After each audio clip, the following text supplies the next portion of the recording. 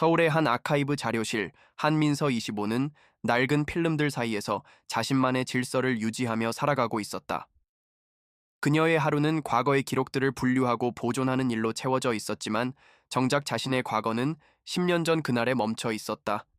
유명한 지질학자였던 아버지 한지훈의 실종.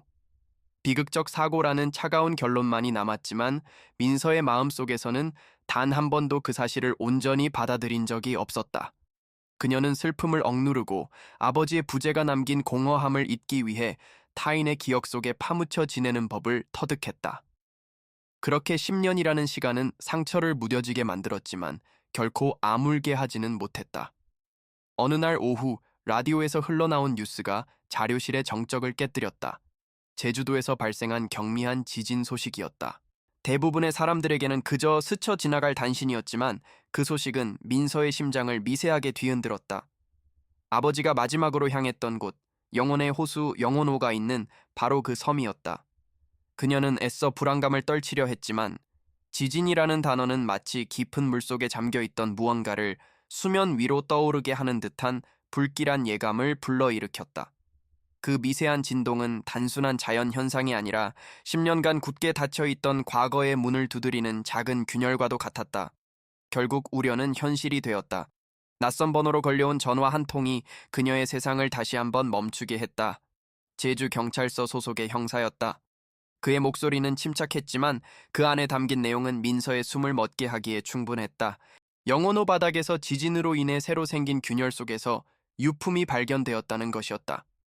바로 10년 전 실종된 아버지 한지훈의 수중 카메라였다. 그 순간 민서는 귀를 의심했다. 10년의 세월 동안 깊고 어두운 호수 바닥에 잠들어 있던 아버지의 마지막 흔적. 그것은 희망의 증거일까? 아니면 또 다른 절망의 시작일까? 그 전화 한 통은 민서가 애써 쌓아 올린 일상의 둑을 무너뜨렸다.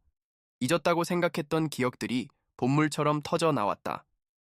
15살 소녀였던 자신, 아버지의 실종 소식을 듣고 만견자실했던 어머니의 얼굴, 그리고 영영 돌아오지 않는 아버지를 기다리며 보냈던 수많은 밤들. 아버지는 그녀에게 늘 미지의 세계를 탐험하는 영웅과도 같았다. 그의 연구에 대한 열정과 자연을 향한 경외심을 어깨너머로 배우며 자랐다. 그러나 이제 그 영웅의 마지막 순간이 담겨 있을지도 모르는 유품이 나타난 것이다. 그녀는 더 이상 과거를 외면한 채 살아갈 수 없음을 직감했다. 민서는 망설임 없이 제주행 비행기에 몸을 실었다. 창밖으로 펼쳐진 제주의 풍경은 여전히 아름다웠지만 그녀의 눈에는 모든 것이 낯설고 위태롭게만 보였다. 특히 섬 중앙에 자리한 거대한 화산의 모습은 마치 모든 비밀을 삼켜버린 채 침묵하는 거인처럼 느껴졌다. 아버지가 그토록 사랑했던 이 섬이 이제는 아버지를 앗아간 비극의 장소가 되어 그녀를 맞이하고 있었다. 공항에 내리자마자 느껴지는 습한 바닷바람 속에는 10년 전의 슬픔이 여전히 짙게 배어있는 듯했다. 그녀는 심호흡을 하며 이 길의 끝에서 무엇을 마주하게 되든 피하지 않겠다고 다짐했다. 경찰서에서 마주한 아버지의 카메라는 흙과 이끼로 뒤덮여 있었지만 기이할 정도로 온전한 형태를 유지하고 있었다. 특수 보관함에 담긴 카메라는 마치 심해의 압력을 견뎌낸 고대의 유물처럼 보였다. 민서는 차가운 유리 너머로 카메라를 가만히 응시했다. 저 작은 기계 안에 아버지의 마지막 시선이, 마지막 목소리가, 그리고 10년간 봉인되었던 진실이 담겨 있을지도 모른다. 형사는 호수 깊은 곳의 혐기성 환경과 지늘기 카메라를 완벽하게 보존했다고 설명했지만 민서에게는 그것이 마치 아버지가 남긴 마지막 메시지처럼 느껴졌다. 형사의 설명은 계속되었다. 가장 중요한 것은 카메라 안에 메모리 카드가 그대로 남아있다는 사실이었다. 전문가에게 의뢰하면 손상된 데이터를 복구할 수 있을지도 모른다는 희망적인 이야기도 덧붙였다. 그 말을 듣는 순간 민서의 가슴 속에서 작은 불씨가 타오르기 시작했다. 단순한 사고가 아니었을지도 모른다는 의심, 아버지의 죽음에 다른 무언가가 얽혀 있을지도 모른다는 가능성이 고개를 들었다. 그것은 그녀를 앞으로 나아가게 할 유일한 동력이었다. 진실을 밝혀내는 것, 그것만이 아버지를, 그리고 남겨진 자신을 위한 진정한 애도가 될 것이었다. 민서는 결심했다. 이 미스터리를 자신의 손으로 끝맺겠다고. 그녀는 아버지의 유품 앞에서 더 이상 슬픔에 잠긴 딸로만 머물지 않겠다고 맹세했다. 이제 그녀는 진실을 추적하는 집요한 탐색자가 되어야 했다. 그 첫걸음은 바로 저 메모리 카드 속에 잠들어 있는 아버지의 마지막 기록을 깨우는 것이었다. 민서의 눈빛은 슬픔을 넘어선 단단한 결의로 빛나고 있었다. 10년간의 기다림은 끝났다. 이제 멈춰있던 시간을 다시 움직이게 할 시간이었다. 민서의 첫 행선지는 10년 전 사건을 담당했던 김인호 전 형사의 집이었다. 그는 이제 제주의 한적한 마을에서 감귤 농사를 지으며 평범한 은퇴 생활을 보내고 있었다. 민서의 갑작스러운 방문에 그는 탐탁지 않은 표정을 지었다. 이미 종결된 사건이며 아픈 기억을 다시 들추는 것은 모두에게 상처만 될 뿐이라고 완곡하게 거절했다. 그의 눈빛에는 과거의 피로감과 무력감이 서려 있었다. 그는 진실을 파헤치는 일이 얼마나 많은 것을 앗아가는지 경험으로 아는 사람이었고, 젊은 민서가 그 길을 걷는 것을 원치 않았다. 하지만 민서는 포기하지 않았다. 아버지의 카메라가 발견되었다는 사실과 자신의 결심을 차분하지만 단호하게 설명했다. 그녀의 흔들림 없는 눈빛에서 김인호는 10년 전 자신이 외면해야만 했던 찜찜함의 실체를 보았다. 그날 밤 김인호는 먼지 쌓인 창고에서 낡은 사건 파일을 꺼내 들었다. 사고사라는 결론이 찍힌 보고서, 증거 불충분, 그리고 당시 유일한 목격자였던 박태우의 일관된 진술. 모든 것이 너무나 완벽하게 맞아떨어져 오히려 부자연스러웠던 그날의 기억이 되살아났다. 그는 이 사건이 자신의 형사 인생에 남은 유일한 오점이라고 항상 생각해왔다. 결국 다음 날 아침, 김인호는 민서에게 전화를 걸어 돕겠다고 말했다. 그의 합류는 천군만마와도 같았다. 두 사람은 곧장 최고의 디지털 포렌식 전문가를 찾아갔다. 전문가는 심해의 염분과 압력으로 손상된 메모리 카드를 보며 고개를 저었다. 복구 작업은 매우 더디고 섬세한 과정이 될 것이며 모든 데이터가 온전히 살아있으리라는 보장도 할 수 없다고 경고했다. 진실을 향한 길은 처음부터 인내심을 요구하는 험난한 여정임을 예고하는 듯했다. 민서는 어떤 결과가 나오든 기다리겠다고 굳게 답했다. 그 사이 민서는 사건의 핵심 인물인 박태우를 찾아갔다. 그는 이제 한국 지질학계의 거두가 되어 명문대에서 강연을 하고 있었다. 강연이 끝난 후 민서는 그에게 다가가 자신을 밝혔다. 박태우는 잠시 놀란 듯했지만 이내 인자한 미소를 지으며 그녀를 위로했다. 그는 아버지의 비극에 대해 깊은 유감을 표하면서도 발견된 카메라에 대해서는 그저 슬픈 유품일 뿐이라며 선을 그었다. 그의 태도는 너무나 침착하고 여유로워서 민서는 마치 거대한 벽을 마주한 듯한 기분을 느껴야만 했다. 며칠 뒤 마침내 첫 번째 영상 파일이 복구되었다. 그러나 화면은 노이즈로 가득했고 알아볼 수 있는 것은 아버지의 1인칭 시점으로 보이는 호수의 검푸른 물속 풍경뿐이었다. 거친 숨소리와 물방울 소리만이 스피커를 통해 흘러나왔다. 칠흑 같은 시면으로 서서히 빨려 들어가는 듯한 영상은 그 자체로 공포스러웠지만 사건의 실마리가 될 만한 단서는 전혀 없었다. 첫 번째 결과물은 희망보다는 깊은 좌절감을 안겨주었다. 민서는 초조해졌지만 김인호는 이제 시작일 뿐이라며 그녀를 다독였다. 민서는 서울에 있는 어머니에게 이 사실을 알렸다. 하지만 어머니의 반응은 차가웠다. 그녀는 지난 10년간 남편의 죽음을 가슴에 묻고 겨우 안정을 찾았다며 왜 이제 와서 그 상처를 다시 헤집으려 하냐고 오열했다. 과거는 과거일 뿐이니 제발 멈춰달라는 어머니의 애원은 민서의 마음에 큰 돌덩이를 얹었다. 아버지의 진실을 찾는 일이 살아남은 가족에게 또 다른 고통을 주는 일일지도 모른다는 죄책감이 그녀를 괴롭히기 시작했다. 이것은 그녀가 맞서 싸워야 할 또 다른 내면의 갈등이었다. 한편 민서가 데이터 복구를 시도하고 있다는 소식은 박태우의 귀에도 들어갔다. 그의 연구실, 대외적으로 보이는 인자한 학자의 모습 뒤로 그는 처음으로 불안한 기색을 내비쳤다. 그는 누군가에게 전화를 걸어 그 아이가 어디까지 알고 있지? 라며 날카롭게 물었다. 그의 평온했던 세계에 미세한 균열이 생기기 시작한 것이다. 그는 자신의 명성과 성공을 지키기 위해서라면 무엇이든 할 준비가 되어 있는 사람이었다. 보이지 않는 곳에서 그는 민서의 움직임을 막기 위한 자신만의 계획을 세우기 시작했다. 얼마 후 두 번째 영상 파일이 복구되었다. 이전보다 훨씬 선명한 화질이었다. 영상 속에서 아버지는 좁은 수중 동굴 안을 탐사하고 있었다. 헤드라이트 불빛이 기이한 형태의 암석들을 비추자 그는 흥분을 감추지 못하는 목소리로 세상에, 이건 신의 영역이야 라고 중얼거렸다. 그의 목소리에는 평생을 바친 학자로서의 순수한 희열이 가득 담겨 있었다. 민서는 영상을 통해 처음으로 아버지의 마지막 열정을 생생하게 목격했고 눈물을 흘리면서도 이것이 단순한 다이빙이 아니었음을 확신했다. 김인호는 박태우의 10년 전 진술서를 다시 검토했다. 그는 당시 계획된 경로를 따라 탐사하던 중 갑작스러운 해류에 휩쓸려 한지훈 박사를 놓쳤다고 진술했다. 그러나 영상에 나온 수중 동굴은 그가 제출했던 탐사 계획서에는 전혀 언급되지 않은 장소였다. 아주 사소하지만 명백한 거짓말이었다. 김인호는 이 작은 불일치가 거대한 비밀의 문을 여는 열쇠가 될 것이라고 직감했다. 그는 박태우가 무언가를 숨기고 있으며 그 숨겨진 장소의 모든 비밀이 잠들어 있음을 깨달았다. 민서는 동굴 영상이라는 새로운 증거를 들고 다시 박태우를 찾아갔다.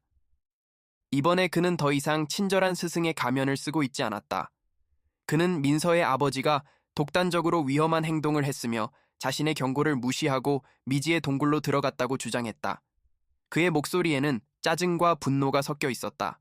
그는 민서를 향해 슬픔에 눈이 멀어 망상을 쫓고 있다며 무책임한 행동으로 고인의 명예를 더럽히지 말라고 쏘아붙였다. 그의 적대적인 태도는 오히려 민서의 의심을 더욱 키우는 결과를 낳았다. 김인호의 조언에 따라 민서는 영혼호 주변에 나이든 토박이들을 만나기 시작했다. 한 늙은 해녀는 그 수중 동굴에 대해 이야기하며 몸서리를 쳤다.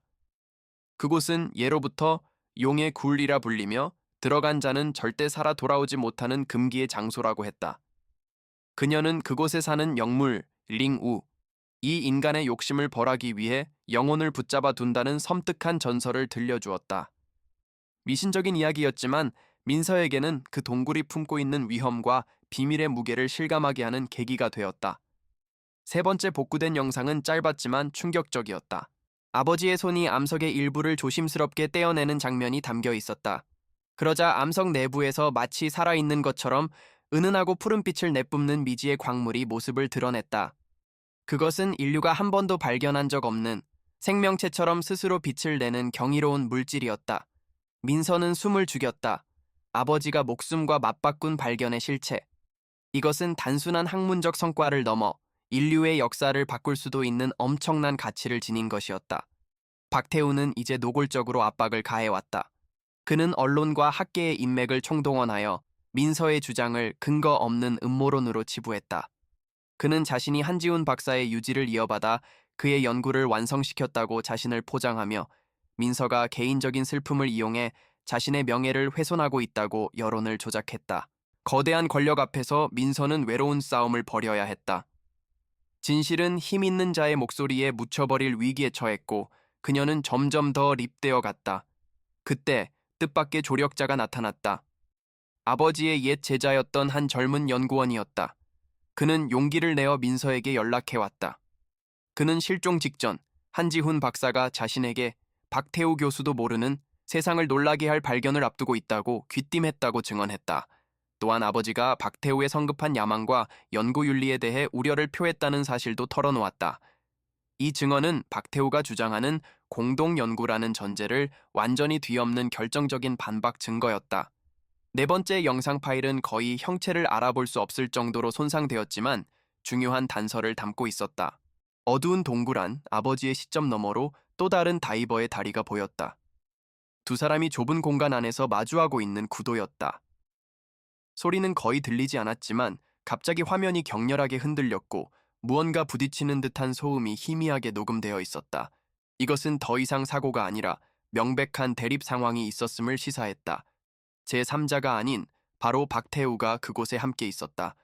김인호는 민서에게 신변을 조심하라고 엄중히 경고했다. 이제 이것은 과거의 진실을 밝히는 것을 넘어 현재의 위험을 감수해야 하는 싸움이 되었다. 잃을 것이 많은 사람은 상상 이상의 극단적인 선택을 할 수 있다는 것이 그의 오랜 경험에서 나온 결론이었다. 박태우는 자신의 제국이 무너지는 것을 좌시하지 않을 것이었다. 그의 보이지 않는 위협은 스으산한 공기처럼 민서의 주변을 맴돌기 시작했고 그녀는 혼자가 아니라는 사실에 안도하면서도 긴장감을 늦출 수 없었다. 그러나 외부의 위협과 주변의 만류는 오히려 민서를 더욱 강하게 만들었다.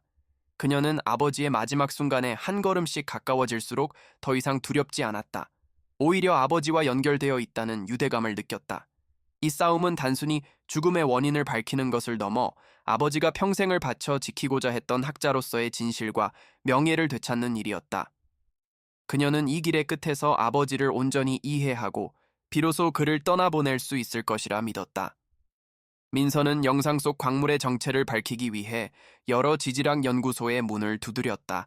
하지만 대부분의 학자들은 박태호 교수의 심기를 건드리고 싶지 않다며 분석을 거절했다. 학계 내에서 그의 영향력은 절대적이었다. 진실은 바로 눈앞에 있었지만 그것을 증명해줄 용기 있는 전문가는 없었다. 시스템과 권력이라는 거대한 벽이 또다시 그녀의 앞을 가로막았다. 그녀는 다시 한번 세상의 비정함과 진실의 무거움을 절감해야 했다. 다섯 번째로 복구된 것은 영상이 아닌 음성 파일이었다. 몇 초에 불과한 짧은 파일이었지만 그 안에는 모든 것이 담겨 있었다. 이건 우리 모두의 것이야 라고 외치는 아버지의 다급한 목소리. 나 혼자만이 가질 수 있는 명예야 라고 맞서는 박태호의 탐욕스러운 음성. 그리고 이어진 격렬한 몸싸움 소리, 장비가 바위에 부딪히는 날카로운 금속음, 그리고 마지막으로 안 돼 라는 아버지의 절규와 함께 모든 소리가 끊겼다. 이제 모든 의문이 풀렸다. 이것은 사고가 아닌 명백한 사건이었다. 민서는 복구된 음성 파일과 영상들을 들고 어머니를 찾아갔다. 진실을 마주하길 두려워했던 어머니는 남편의 마지막 열정과 억울한 죽음의 증거 앞에서 무너져 내렸다. 그녀의 눈물은 더 이상 슬픔이 아닌 분노의 눈물이었다. 그녀는 떨리는 손으로 남편의 서재 깊숙한 곳에 보관해 두었던 낡은 연구 일지를 꺼내 민서에게 건넸다. 이제 그녀 역시 딸과 함께 남편의 마지막 싸움을 함께하기로 결심한 것이다. 가족의 상처는 비로소 하나의 목표를 향해 뭉치기 시작했다. 아버지의 연구 일지는 빼곡한 데이터와 수식들로 가득했지만 곳곳에 그의 인간적인 고뇌가 담겨 있었다. 그는 새로운 광물의 발견에 대한 경이로움과 동시에 이를 상업적으로 이용하려는 박태우의 야심에 대한 깊은 우려를 기록했다. 결정적으로 마지막 페이지에는 이 위대한 발견은 인류 전체를 위한 것이 되어야 한다. 박태우의 욕심으로부터 이것을 지키기 위해 우선 내 단독 명의로 학계에 보고할 것이다 라고 적혀 있었다. 범행의 동기가 명확해지는 순간이었다. 모든 조각들이 맞춰져 가고 있을 때 포렌식 전문가로부터 연락이 왔다. 가장 복구가 어려웠던 마지막 영상 파일, 카메라가 아버지의 손에서 떨어지던 바로 그 순간을 담고 있을 가장 결정적인 증거의 복원에 성공했다는 소식이었다. 그러나 파일이 너무 불안정하여 단 한 번의 재생만 가능할지도 모른다고 했다. 모든 긴장감이 극에 달했다. 민서와 김인호는 숨을 죽인 채 10년간 어둠 속에 잠들어 있던 마지막 진실이 모습을 드러내기를 기다렸다. 드디어 마지막 조각이 맞춰지기 직전이다. 10년이라는 긴 시간 동안 호수 깊은 곳에 잠겨있던 진실은 과연 어떤 모습일까? 아버지의 죽음 뒤에 숨겨진 추악한 욕망은 세상에 드러날 수 있을까?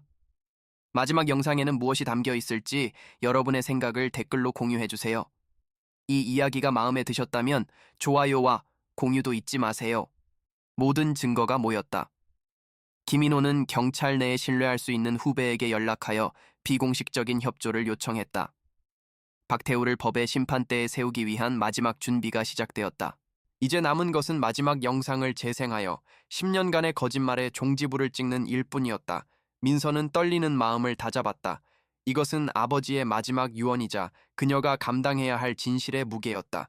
그녀는 모니터 앞에 앉아 재생 버튼 위로 천천히 손가락을 가져갔다. 재생 버튼을 누르자 모니터 화면이 희미하게 살아났다. 10년간 깊은 어둠 속에 갇혀있던 마지막 영상이었다. 처음에는 알아볼 수 없는 노이즈뿐이었지만 이내 화면이 안정을 찾았다. 영상은 아버지가 동굴 속 작은 에어 포켓에서 잠시 마스크를 벗은 채 숨을 고르는 장면으로 시작되었다. 그는 손에 든 발광 광물을 경기로운 눈빛으로 바라보고 있었다.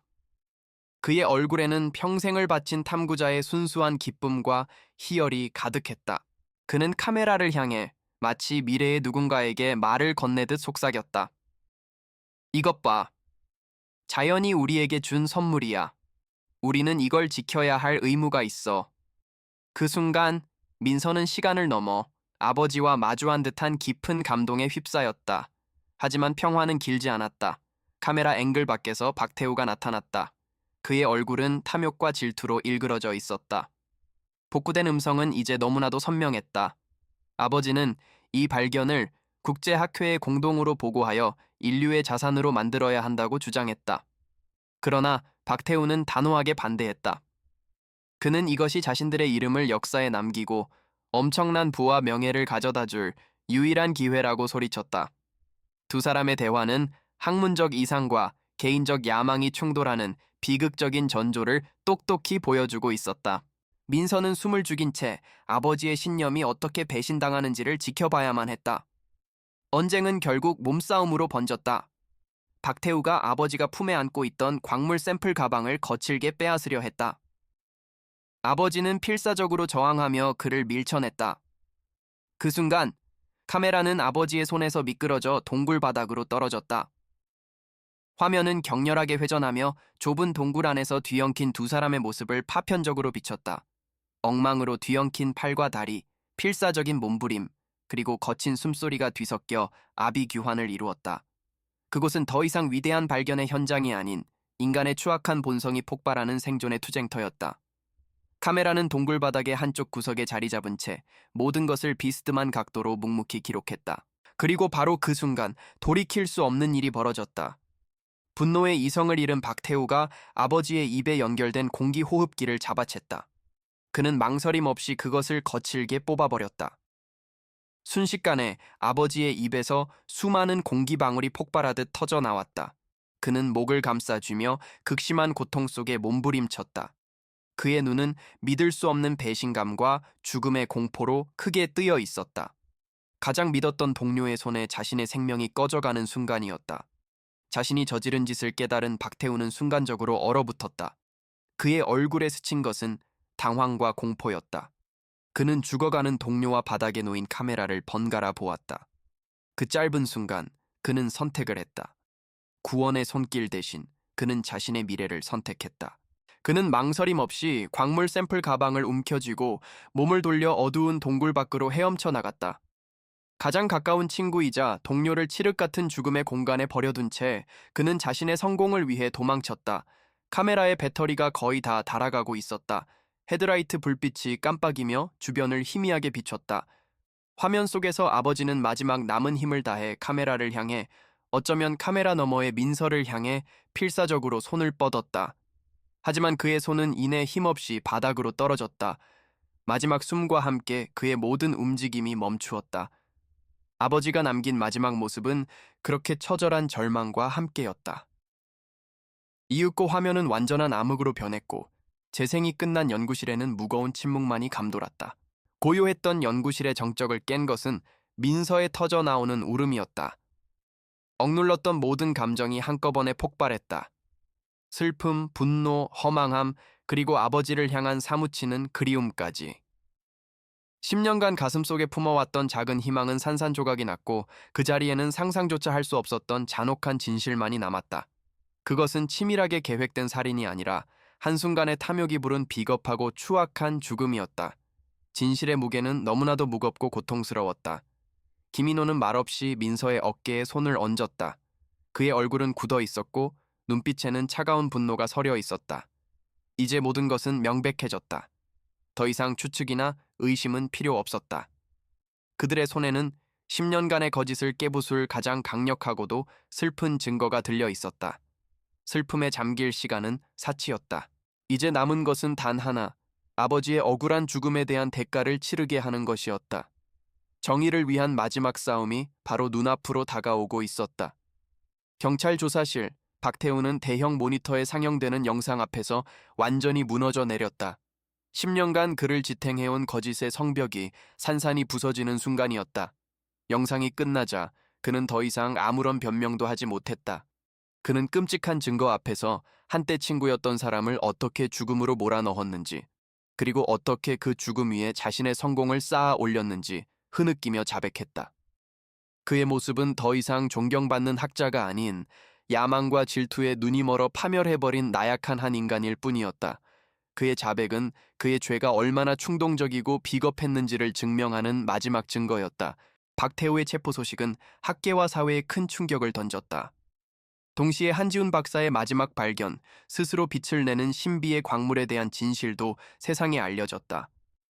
그의 이름은 10년 만에 억울한 오명을 벗고 시대를 앞서간 위대한 학자로서 재평가받기 시작했다. 그의 명예는 회복되었고 그가 발견한 광물에는 그의 이름이 붙여졌다. 그는 더 이상 비극적으로 실종된 지질학자가 아니라 인류에게 위대한 선물을 남긴 선구자로 역사에 기록되었다. 진실은 더디게 왔지만 결국 제자리를 찾았다. 얼마 후 민서와 어머니는 다시 영혼호를 찾았다. 예전처럼 원망과 슬픔이 가득한 곳이 아니었다. 호수는 여전히 깊고 푸르렀지만 두 사람의 마음은 놀랍도록 평온했다. 그들은 작은 꽃다발을 물 위에 띄우며 아버지이자 남편이었던 그를 위한 조촐한 장례식을 치렀다. 이제야 비로소 진정한 애도를 할 수 있게 된 것이다.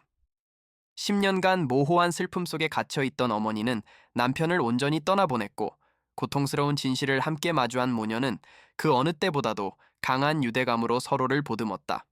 상처는 아물기 시작했다. 서울로 돌아온 민서는 다시 아카이브 자료실로 출근했다. 그녀는 여전히 낡은 기록들을 다루는 일을 했지만 이제 그녀는 예전의 민서가 아니었다. 아버지의 부재가 남긴 공허함은 채워졌고 그녀를 짓누르던 과거의 그림자는 걷혔다. 그녀는 인간 본성의 가장 어두운 면과 자신의 가장 깊은 슬픔을 정면으로 마주하고 이겨냈다. 이제 그녀에게 기록이란 단순히 과거의 흔적이 아니었다. 그것은 한 사람의 삶의 무게이자 반드시 지켜내야 할 진실의 증거임을 가슴 깊이 이해하게 되었다. 몇 년 후 제주도 바닷가에 한지훈의 이름을 딴 해양연구소가 세워졌다. 개관식에 참석한 민서는 단상에 올라 담담하게 연설을 시작했다. 그녀는 복수나 심판에 대해 말하지 않았다. 대신 발견이 주는 책임감과 자연을 향한 경외심을 이야기했던 아버지의 순수한 열정에 대해 말했다. 연설을 마친 그녀는 연구소 창 너머로 펼쳐진 제주의 바다를 바라보았다. 그녀의 얼굴에는 슬픔의 흔적 대신 모든 것을 이겨낸 자의 잔잔하고 평화로운 미소가 번지고 있었다. 그녀는 아버지를 되찾는 대신 그의 진실을 영원히 빛나게 하는 것으로 자신만의 구원을 찾았다. 진실은 때로 깊은 바닷속 광물처럼 칠흑 같은 어둠 속에 묻히기도 한다. 인간의 탐욕은 그 빛을 영원히 가두려 하지만 빛의 본질은 스스로를 드러내는 데 있다. 한 사람의 고귀한 영혼은 비정한 욕심의 깊은 물속으로 사라졌지만 그가 남긴 진실과 그를 기억하는 이들의 사랑은 결국 그 빛을 수면 위로 끌어올렸다. 이 이야기는 우리에게 묻는다. 우리는 무엇을 위해 발견하고 무엇을 지키며 또 무엇을 기억해야 하는가? 그 대답은 아마도 우리 각자의 마음속 가장 깊은 곳에 잠들어 있을 것이다.